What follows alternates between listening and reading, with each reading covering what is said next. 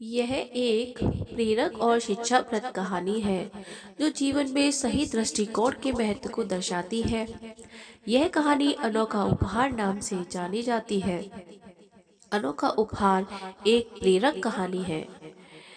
एक बहुत ही सफल व्यापारी था जिसके पास अपार धन संपत्ति थी, लेकिन उसका बेटा बहुत आलसी और लापरवाह था। वह मेहनत का मतलब नहीं समझता था।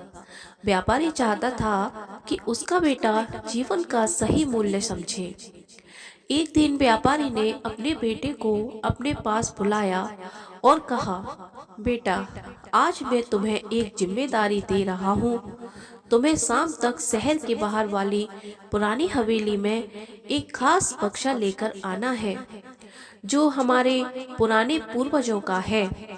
बेटा राजी हो गया, लेकिन जैसे ही वह जाने वाला था, व्यापारी ने कहा, एक और बात, तुम्हें वहां पैदल जाना है और जब तक तुम लौटोगे नहीं, तुम्हें कुछ भी खाना या पीना नहीं है। बेटा परेशान हो गया, लेकिन पिता की बात मानकर निकल पड़ा। गर्मी का दिन था।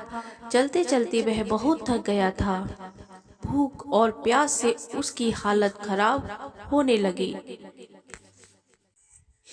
कई बार मन किया कि वापस चला जाए, लेकिन उसे बक्सा लाने की उत्सुकता थी।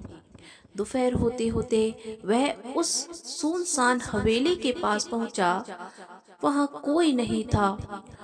उसने बक्सा ढूंढा जो धूल से ढका हुआ था। उसने बक्सा उठाया और वापस लौटने लगा। जब उसे घर पहुंचने की जल्दी थी, जब वह घर पहुंचा तो बहुत थक चुका था। उसके पास ना तो पैसा था ना पानी। उसने पिता को बक्सा दिया। पिता ने मुस्कुराकर कहा, बेटा, बक्सा खोलो। बेटे ने बक्सा खोला।